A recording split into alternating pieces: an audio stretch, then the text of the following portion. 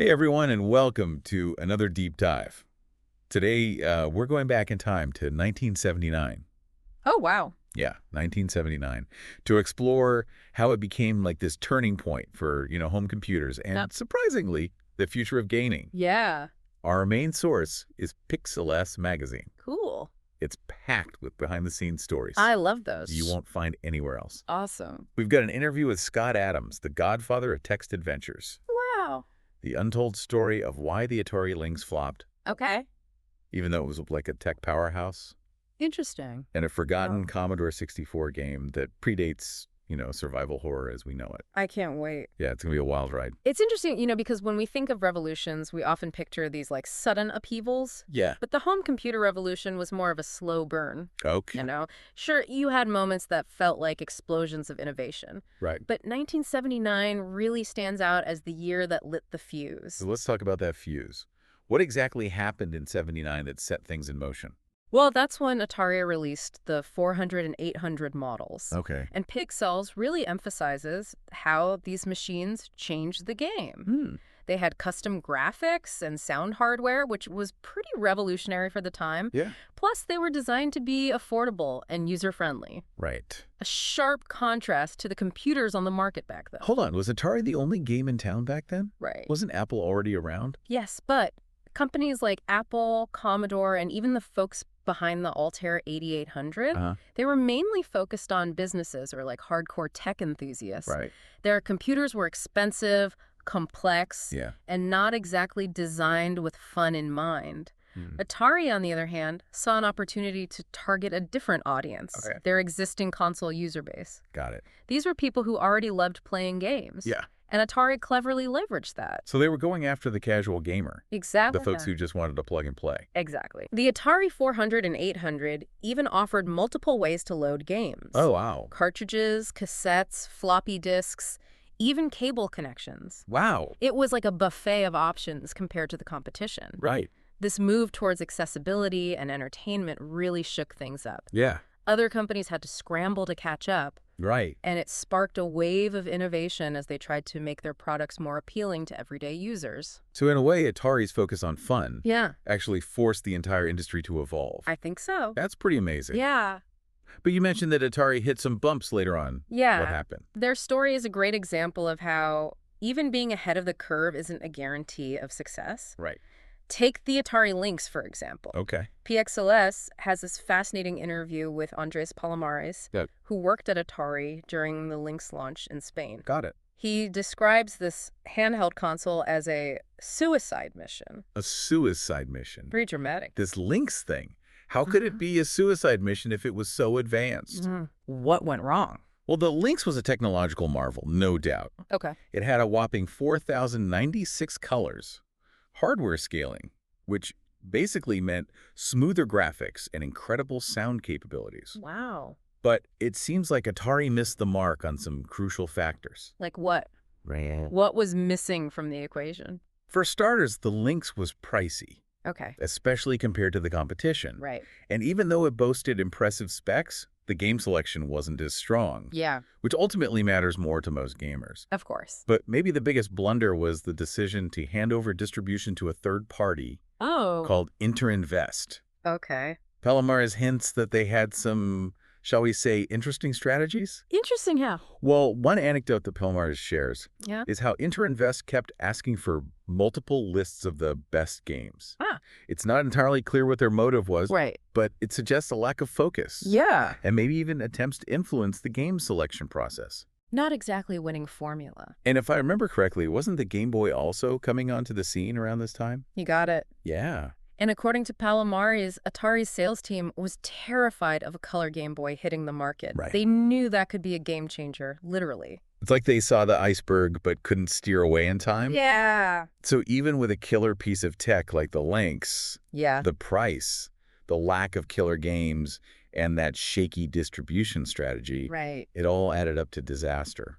It's a cautionary tale, really. Yeah. A reminder that even groundbreaking technology needs the right mix of affordability, a solid game library, and crucially, a smart approach to getting it into the hands of gamers.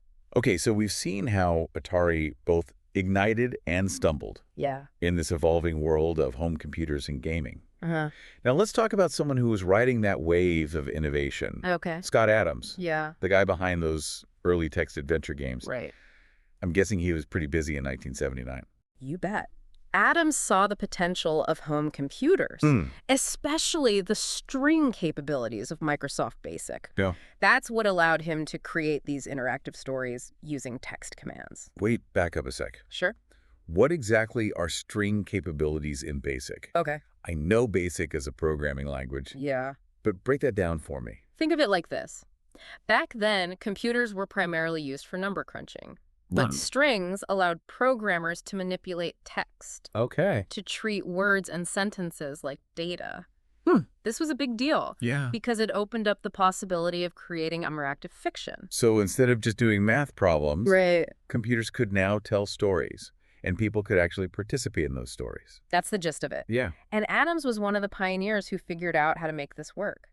He started cranking out these text adventures, and according to Pixels, the demand was insatiable. Wow. As soon as he finished one game, people were clamoring for more. Yep. He even branched out into more arcade-style games to keep up with the demand. So he was like a one-man game development studio. Yeah. Fueled by the excitement of this home computer boom. Right. Pretty impressive. Yeah.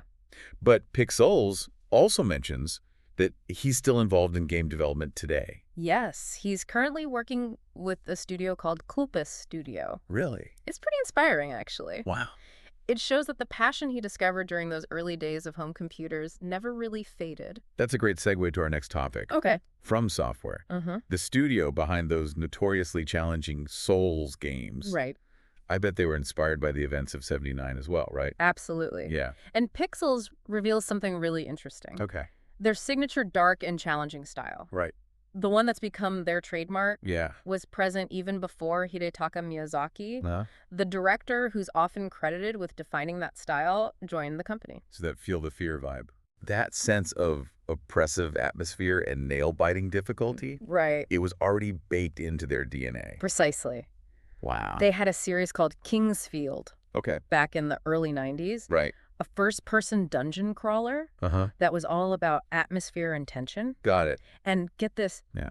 the original title for Kingsfield was Crystal Dragon. Crystal Dragon. Imagine that. Wow, that's a completely different vibe. Yeah, It makes me wonder if that name would have changed the trajectory of the series. right. But okay, so Kingsfield was their proving ground Yeah. for darkness and difficulty. Uh-huh. What else were they up to before Miyazaki came along?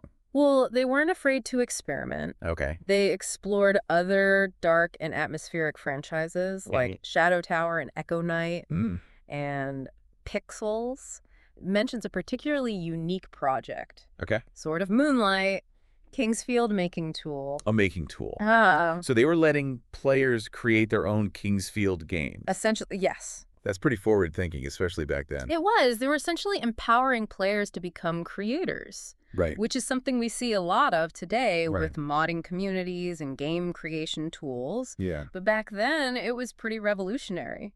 So even in those early days, From Software was pushing boundaries, experimenting with dark themes, and even empowering players. Yes. Now this talk about the home computer boom and the rise of gaming reminds me of another thing that exploded in the 80s, gaming magazines. Of course. And Pixels has a pretty hilarious story about one iconic magazine in particular. Ah, yes. The Tale of Playmania. Oh, yeah. The PlayStation magazine that almost wasn't. Right. It's a classic example of how even the most well-known names in the industry have those behind-the-scenes moments of chaos and near disaster. Okay. Spill the tea. What happened? Well, apparently the name Playmania was initially rejected. Really? Can you believe it? No. Then they settled on Play the Game. But as luck would have it, that name was already trademarked. Oh, no. Talk about a last-minute scramble. So what did they do? They had to revert back to Playmania, Oh. which meant manually changing already typeset pages Oh, my God. and redesigning the logo at the 11th hour. Wow. Imagine the stress. That's a publishing nightmare. Yeah. And it gets even better. Yeah. They were also legally required to include Hobby Press in the magazine's title. Right. which, according to Pixels, caused design headaches for years. It's a funny reminder that even iconic brands have those messy origin stories, Right? those moments of pure pandemonium that thankfully we as readers or gamers never see. Okay, before we move on, I have to ask about this Commodore 64 game you mentioned earlier. Sure. The one that supposedly predates the entire survival horror genre. It's called Project Firestart, Okay. and it came out in 1989, Right. years before games like Alone in the Dark and Resident Evil popularized the genre. Wow. It's amazing how many elements of survival horror it already had. So what made it so groundbreaking? What did it do that was so different for its time? Well, for one, it heavily emphasized atmosphere and storytelling, Yeah. using in-game documents, logs, and even those chilling encounters with other characters Yes. to create a truly unsettling experience. So it wasn't just about jump scares and gore. Right. It was about building tension and drawing you into the story. Exactly. Yeah. It really leaned into that sense of dread and isolation, which is a hallmark of the survival horror genre. Right. And it achieved this within the technical limitations of the Commodore 64, which is pretty impressive. Okay, I'm sold. I need to track down a copy of this Project Firestart. You should. But before we wrap up this part of our deep dive, Yeah. you mentioned something about a homebrew scene. Yes. It's keeping the spirit of these classic systems alive. What's that all about? Homebrew refers to games created by hobbyist developers Okay. for older consoles and computers. Got it. It's a fascinating subculture within the gaming world, driven by passion, nostalgia, and a desire to push the boundaries of what these classic machines can do. I'm guessing Pixels has some cool examples of this. Oh, they have some mind-blowing ones. Like what? For instance, they talk about Grand Theft Auto III being ported to the Dreamcast. Wait, hold up. Grand Theft Auto the Third on the Dreamcast. Yes. But wasn't that game never officially released for that console? You're absolutely right. Wow. That's what makes it so impressive. Yeah. These homebrew developers are taking games that were never intended for certain platforms and making them work, Wow. often with incredible results. So it's not just about reliving the past. Right. It's about taking those old games and systems and doing things that were never thought possible. Yeah. Almost like a love letter to those classic machines. It's a beautiful thing. Yeah. And Pixels highlights other amazing projects, Okay. like Turbo Outrun Reimagined, Okay. which is an enhanced remake of the classic arcade racer, Right. and Shadow Gang Zero, a retro-style action game with planned releases for the Mega Drive, Dreamcast, and even the Neo Geo. Wow, that's dedication.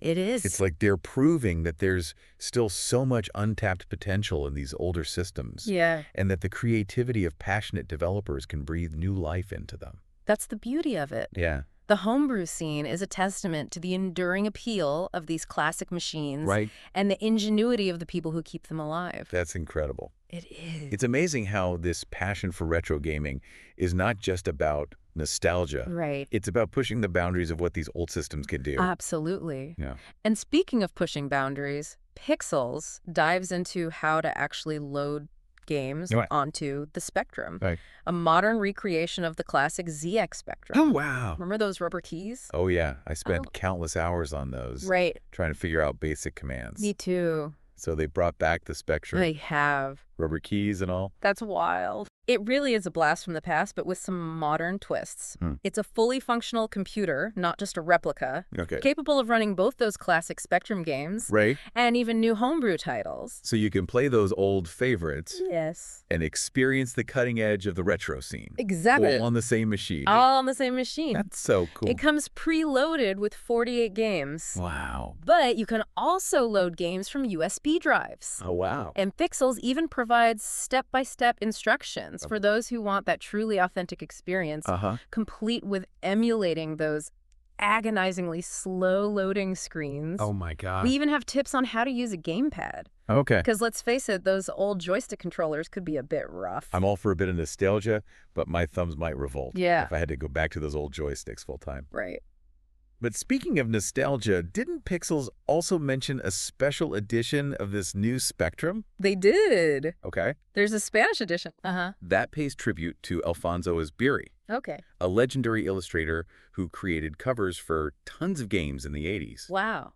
His style is so iconic. Yeah. It really captures that era of bold colors and boundless imagination. I love how this new Spectrum is a bridge between the past and the present. I agree. Not just in terms of technology, but also by celebrating these influential artists. It's a fantastic way to introduce his work to a new generation Yeah. and highlight the importance of art in shaping those early gaming experiences. Now, earlier we were talking about how those old Super Juegos reviews sometimes missed the mark. Yeah. Giving scores that, in hindsight, Yeah. didn't quite hold up. I know. Did Pixels dig up any other examples of this? They did. Okay. One that really stood out was a 1994 review of Dune to Second Battle for Arrakis on the Mega Drive. Okay. The original score was an 84, which isn't bad. Right. But looking back, the Pixels team thinks it deserves a much higher rating. Why is that? What makes Dune to Second so special? Because it wasn't just a good game. Okay. It was a genre-defining game. Mm. Dune Summy basically laid the foundation for the entire real-time strategy genre as we know it today. Wow, so all those elements of base building, Yes. resource management, and unit control that we take for granted in games like Command & Conquer, StarCraft, and Age of Empires, Right. they all trace back to Dune Thing. It's incredible, isn't it? Yeah. It's a reminder that sometimes it takes time to fully grasp the significance of a game or a piece of technology. Right. We need that historical perspective to see the ripple effects. Yeah. To understand how something that might have seemed innovative or fun at the time actually went on to shape an entire genre. So what you're saying is that sometimes those seemingly ordinary game reviews become historical documents. They do. Capturing these pivotal moments in gaming history. It's true. That's pretty cool. It is. And speaking of pivotal moments, remember the Wii, that little white console that took the world by storm. Yeah. Pixels has a first-hand account from Juan Carlos Garcia, Okay. a game journalist who witnessed the birth of the Wii, Interesting. even before it was officially revealed to the public. Wow. Okay, that's a story I want to hear. Okay. What was it like to be in the room where it happened? Well, he describes being flown to Paris to try out Red Steel, Okay. one of the launch titles for the console. Right. It was his first experience with those revolutionary motion controls. And he talks about how the Wiimote just felt like an extension of his arm. He was so immersed in the experience, he almost forgot he was holding a controller. It's funny when you think about it. Yeah. The Wii was almost like a return to Atari's philosophy of making games accessible and fun. Exactly. It wasn't about raw processing power or hyper-realistic graphics. Yeah. It was about that pure joy of playing, of interacting with the game in a way that felt natural and intuitive. That's a great observation. Thank you. And Garcia then went to Los Angeles for the official unveiling of the console at E3. Remember back then it was still called Revolution? Oh, yeah? He talks about the excitement, the energy in the room, the feeling that something truly special was happening. Wow. He even got to see Shigeru Miyamoto himself demo the console. Wait, he got to see Miyamoto? Yes. The Miyamoto. The one and only. That's amazing. It must have been quite a moment. Yeah. And while Red Steel was impressive, Yeah. Garcia says it was actually Wii Sports that stole the show. Ah, Wii Sports. Right. That game was pure genius. It was. It was so simple, Yeah. so instantly engaging that it became this global phenomenon. It did. People who had never touched a video game in their lives were suddenly bowling and playing tennis in their living room. I know, it's crazy. And Nintendo clearly understood the power of Wii Sports. Yeah. They knew it wasn't just a tech demo. It was the perfect gateway drug to introduce those motion controls to a wider audience. To the masses. To the masses, exactly. And the marketing really captured that spirit of inclusivity. I agree. With slogans like, "We would like to play." Yeah. It wasn't about hardcore gamers. Right. It was about everyone. Everyone. So in a way, the Wii was like a full circle moment. Yeah. Bringing back that Atari-like philosophy Right. of making games accessible to the masses, but with a 21st century twist. It really was a game changer. Yeah. Both literally and figuratively. It really was. And Garcia's story captures that sense of excitement and innovation that surrounded the Wii's launch. Okay, so we've talked about Atari, the Lynx, Scott Addams from Software, the crazy story behind Playmania, Of course. and even the prize of the Wii. Right. What else does Pixels have in store for us? Well, next up, we're going back to the world of adventure games. Specifically, those groundbreaking titles from Lucasfilm games. Oh, cool. Remember Labyrinth? Oh, yeah, the one based on the Jim Henson movie? That's the one. I loved that movie. Such a classic. What about the game? It's a fascinating example of how those early text adventures started to evolve into more graphical experiences. Okay. And Pixels points out a really cool detail about the game's intro sequence. Okay, what's that? Well, you literally see the text commands Yeah. transforming into graphical actions on the screen. It's almost like a visual representation Right. of that transition from text-based adventures to the point-and-click graphical adventures that would become so popular. That's a really clever way to symbolize that shift in gaming. It is. It's like they were acknowledging the past while embracing the future. Exactly. And speaking of embracing the future, Yeah. let's revisit that Commodore 64 game we talked about earlier, Project Firestart. Yes. The one that was a precursor to survival horror. Yeah, that game is still on my mind, too. What other cool details did Pixels dig up about it? Well, they go into more detail about the features that made it so groundbreaking. For instance, they highlight the heavy emphasis on narrative. Okay. How you uncover the story through documents, logs, and those chilling encounters with other characters. Right. It's all about piecing together what happened on that derelict spaceship. So it's less about jump scares. Right. And more about that slow burn atmospheric horror that really gets under your skin. Exactly. And they also talk about how the sound design plays a huge role in creating that unsettling atmosphere. Like eerie ambient noises and unsettling music, all designed to keep you on edge. It's amazing what they were able to achieve with the limited technology of the time. I know. They really knew how to use sound to create a sense of dread. And to add to the challenge, resources are extremely limited. Oh, okay. You have to make every bullet count. Yeah. Think strategically about when to fight and when to conserve ammo. That's a classic element of survival horror. That feeling of vulnerability and desperation. Right. Did they also have multiple endings? They did. Really? Which was pretty rare back then. Right. The choices you make throughout the game actually affect the outcome, giving you a reason to replay and explore different paths. Okay, I'm officially adding Project Firestart to my retro gaming bucket list. I don't think you'll be disappointed. I'm sure I won't. It's a hidden gem that really pushed the boundaries of storytelling and atmosphere on the Commodore 64. Now, for a change of pace, I heard Pixels also has a piece about the wild world of game journalism in the 90s. Oh, yeah. Back when there was no internet, no social media, just good old-fashioned travel, and face-to-face interactions. Those were the days. Pixels features some incredible anecdotes from Juan Carlos Sanz, Okay.